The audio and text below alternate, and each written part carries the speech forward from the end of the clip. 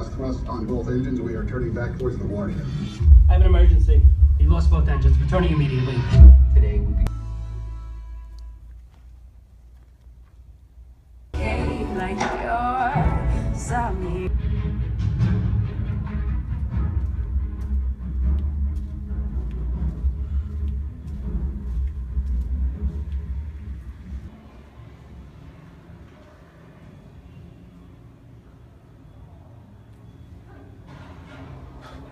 Alright guys, so before school started, on Saturday, I went to go watch the new Ben-Hur. Why, Marlon? Why, you guys might be asking right now.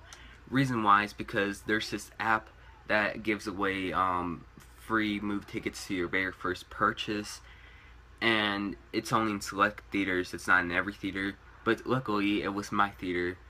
But other than that, I basically saw it for free, but I'm still going to be honest on my review, so let's get going. You know, Ben-Hur, it's the adaptation of the classic Ben-Hur movie that we never really needed this remake in the first place. And we all know the story. We have Judah, Ben-Hur, and his brother. They don't like each other, and then they get into these fights and the chariot race and all that. You guys know what Ben-Hur is about. Don't act like you never heard what the story is about. I'm sorry, I just really want to get into my thoughts in this movie. Ben-Hur, it's that remake that nobody really asked for, or that nobody really needed, and not even the studio. This movie flopped hard at the box office, so I guess they could learn from their mistakes. And Ben-Hur, it's just a movie. You can't really turn the classic Ben-Hur into a remake, because if you do, that's a problem. Let me just say, I saw trailers for this movie. This movie looked absolutely horrible, but I still saw it anyways, because that's my job, to review movies for you guys, make sure if you should see it or not. And this movie, oh my god. The script in this movie, it's very meh. It's not that good. I think that they could have fixed the script, because there's sometimes that they really want to force a joke into this movie that, jokes that don't work in this movie, and there are some lines that don't really get your attention after all.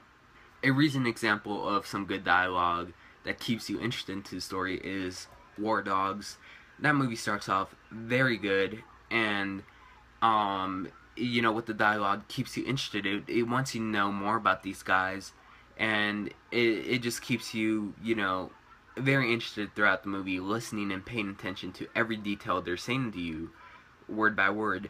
And in this movie, it just starts off, and they say some bad dialogue that really makes you lose interest in the dialogue, which basically makes you lose interest in the plot, and in that point, you won't just really pay attention to this movie. The guy who plays Ben-Hur, Jack Houston, I believe his name is.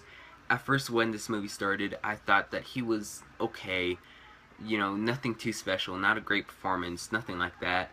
But halfway through the movie, his performance gets better as this character, and he kind of starts bringing this character to life. And Toby Kebbell, who plays Ben-Hur's brother, his character is basically likable from the beginning to basically end. Even though he's the villain, he's still actually quite likable in this movie. And of course, we have Morgan Freeman's character, who is the third biggest character in this movie. Since Morgan Freeman has to be in every single movie these days.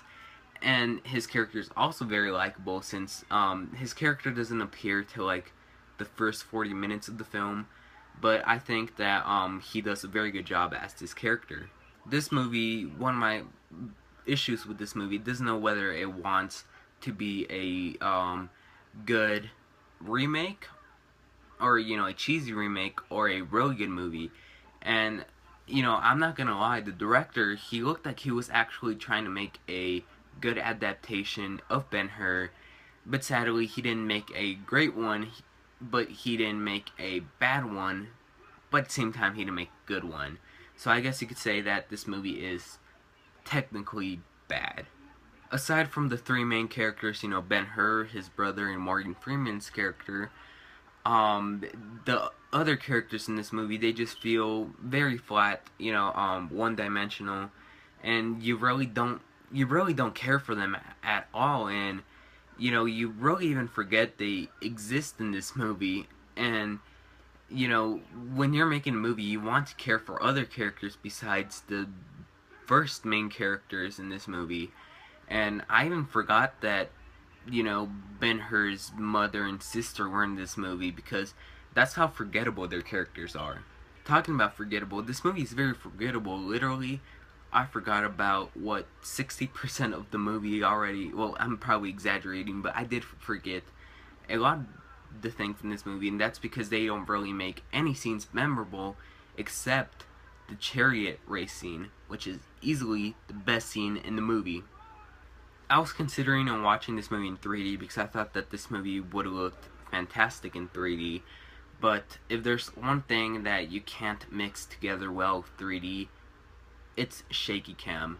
You know, we saw shaky cam done before in the Jason Bourne movies, and now it's done here, except here shaky cam doesn't really belong in this movie, because again, you have this chariot race scene which lasts up to 20-25 minutes, and while you see these horses racing, it's literally shaky cam, and it kind of starts to kind of annoy you and really kind of give you a headache. And you know, since Jason Bourne had shaky cam, Jason Bourne was released in 3D in China, and literally there's news reports saying that people in China had no option but to see the movie in 3D, and since the movie had a lot of shaky cam, it actually had audiences throwing up in the movie theater bathrooms, and I didn't want to experience an issue like that for the first time in 3D with Ben-Hur. So I thought that 2D was perfectly fine. It doesn't give you a big headache. It just kind of starts to annoy your eyes for a little while.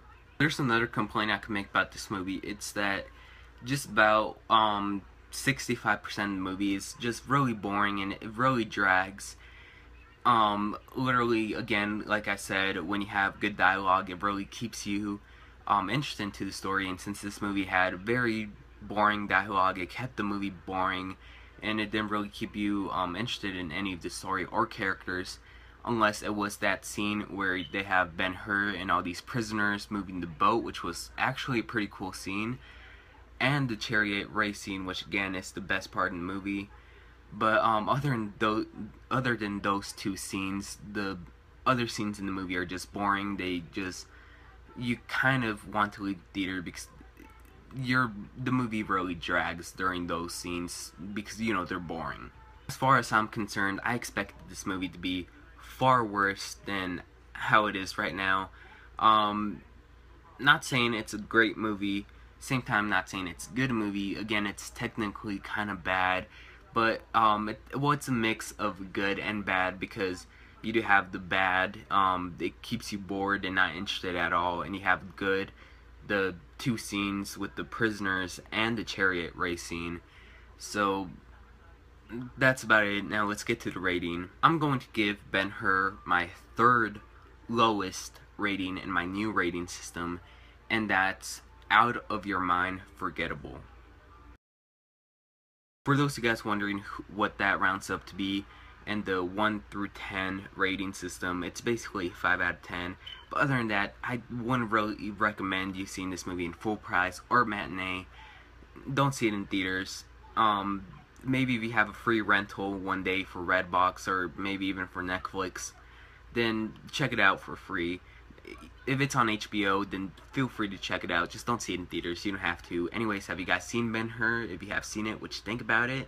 Thank you very much. I'll see you guys for my next movie day, and like and subscribe. See you guys later.